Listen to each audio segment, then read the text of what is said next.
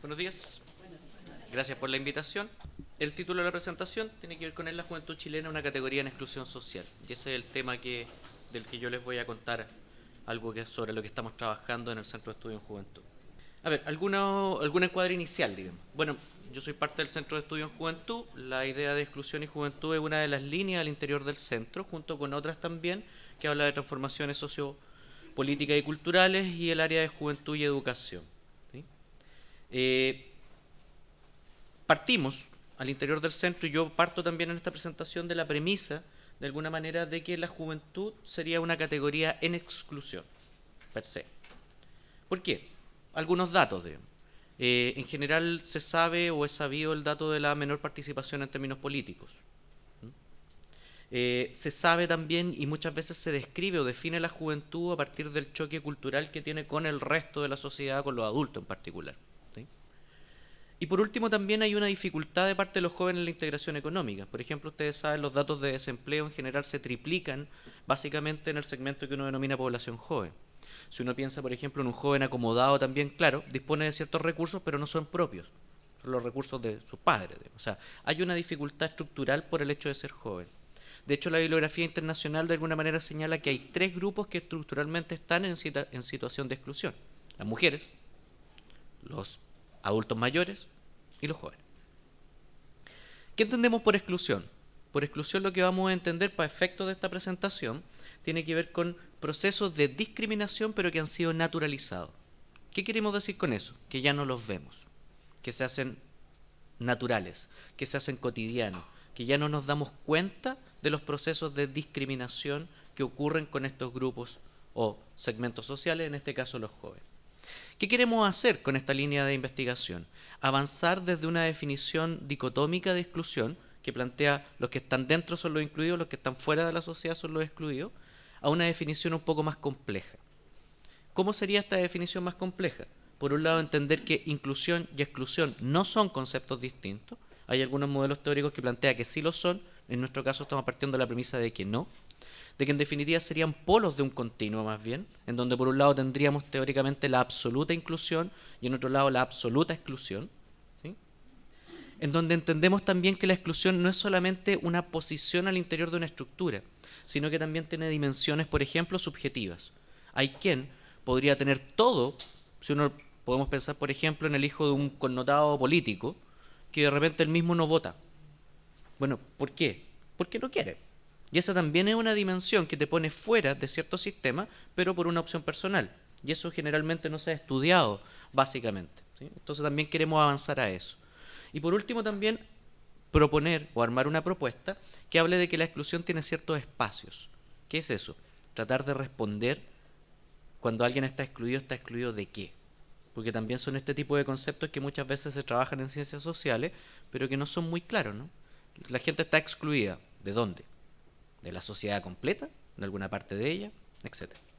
Una primera idea que me interesa compartir con ustedes brevemente, digamos, para poder entrar ya derechamente a algunas conclusiones preliminares de una investigación que estamos llevando a cabo, tiene que ver con entender ciertos tipos de exclusión, ciertas manifestaciones que hay. La primera, más hacia su izquierda en el PPT, que hablaría de una exclusión más bien estructural, que habla de las diferencias de las oportunidades de integración, de la ubicación en la estructura social que tiene cierto sector. ¿Sí? En ese caso, si seguimos hacia abajo, lo que tendríamos es que es la exclusión más amplia, más gruesa. Ya podría hablar incluso de una amenaza a la supervivencia de determinado grupo. Como ejemplo, podríamos pensar en la exclusión más extrema como la pobreza más extrema. ¿Sí? O sea, un pobre extremo, un joven indigente, esta imagen del que está debajo del puente, por ejemplo, uno podría pensar que está en una situación estructural de exclusión muy extrema, a tal punto que podría, aunque suene frío, morir mañana, digamos. Y peor aún, si muere, muchas veces nadie sabe o se entera de lo que pasa. ¿Sí? Se entiende la figura, ¿no? O sea, una exclusión muy estructural que tiene que ver con una ubicación de muchísima desventaja al interior de la estructura. Si avanzamos más hacia el medio, podríamos entender la exclusión más bien como una relación intergrupal, en donde cierto grupo hegemónico está en una posición de ventaja y otro grupo no hegemónico queda en una posición de desventaja. Pero en este caso no está tan afectada de alguna manera la supervivencia, sí está afectada la integración igualitaria de cierto grupo. Con Jorge, por ejemplo, el rector, veíamos que, claro, dependiendo del tipo de universidad donde tú sales, por ejemplo, hoy, es más difícil o no acceder a ciertos puestos de trabajo. No es que vayas a morir por la universidad donde estudiaste, pero si tú vienes de determinado segmento, te puede ser más difícil el ingreso igualitario a determinado tipo de trabajo. Esa sería una amenaza a la integración igualitaria. Uno podría pensar ahí, por ejemplo, prejuicios étnicos, prejuicios de género. Es sabido el dato de que las mujeres ganan porcentualmente menos que los hombres, por ejemplo, solo por su condición de ser mujer. Y por último, tal vez menos estudiado, tendríamos la exclusión como una disposición individual. Y a esa la denominamos autoexclusión, ¿sí? En donde tendríamos a alguien que en rigor, si lo miráramos estructuralmente, está más incluido, como trata de reflejar ahí el diagrama, digamos. ¿Qué se amenaza en ese caso? Se amenaza más bien la norma. ¿Por qué? Podríamos pensar en la imagen, por ejemplo, de un joven que delinque, roba, y después va al mall a comprarse zapatillas y pide boleta. Y si les salen malas, las cambia. ¿Ese sujeto está fuera de la sociedad? No.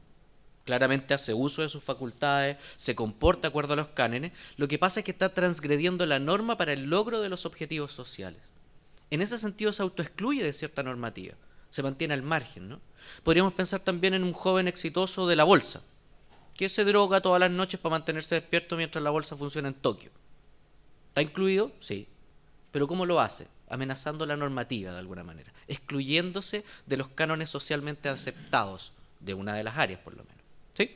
Este es como un panorama global para entender las distintas manifestaciones que puede tener. De ahí podemos profundizar más si no queda alguna duda.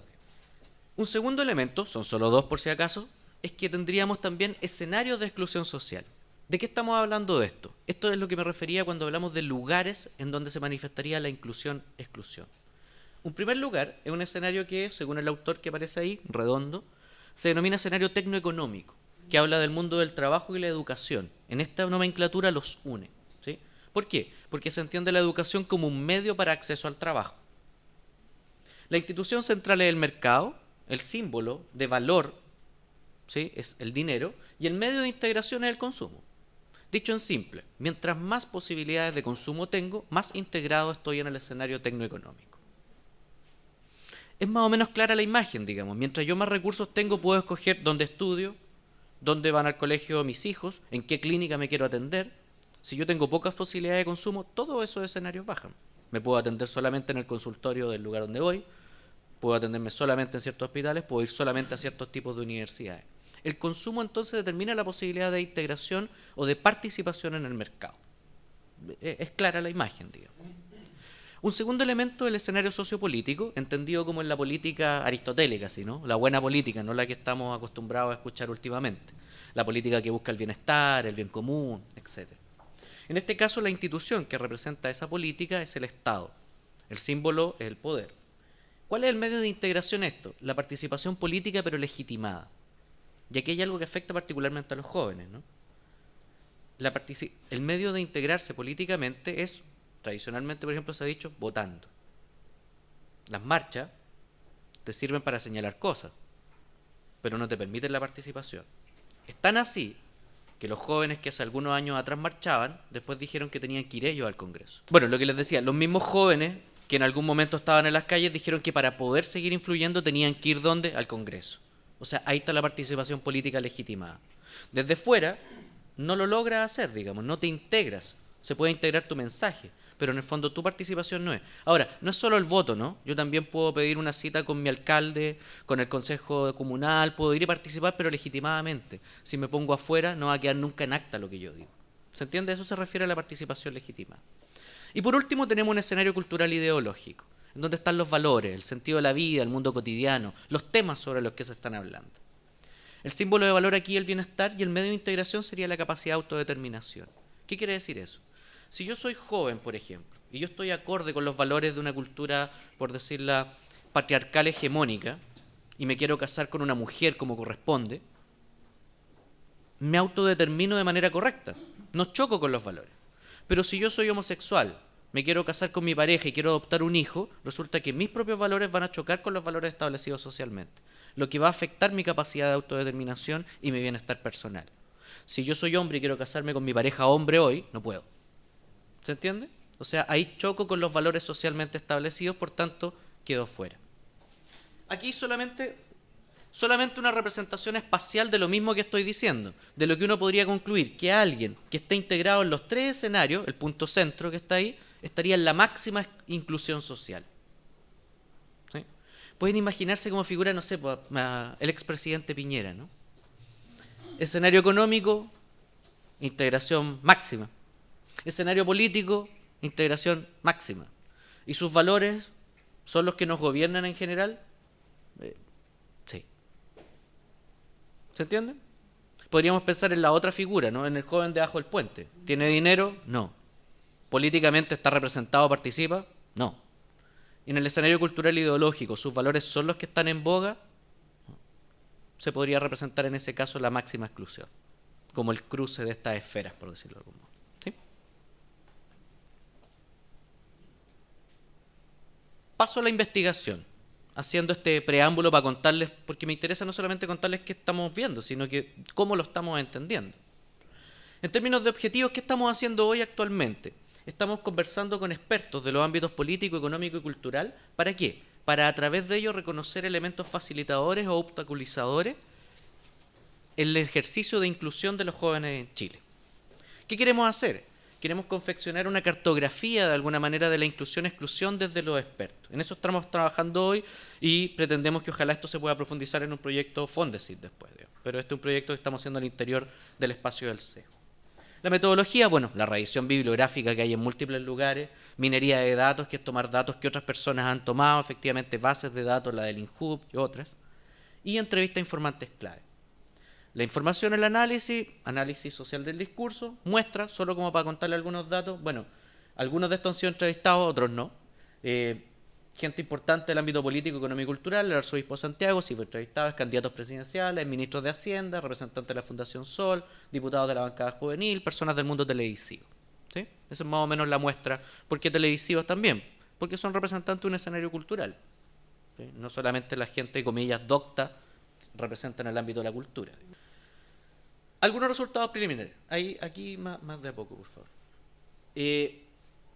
Los resultados que les voy a mostrar ahora son básicamente tres, en los ámbitos que ya les dije, pero me voy a tener al ámbito económico, que es el que más me interesa profundizar. Así que aquí vamos muy rápido, solo para contarles un panorama general de lo que estamos encontrando. En el ámbito cultural, lo que más aparece es algo que también ya dijo Jorge y que efectivamente hay acuerdo en la gente que estudia juventud. El adultocentrismo como idea, ¿no? Los jóvenes incluidos son aquellos que compartirían los valores adultos.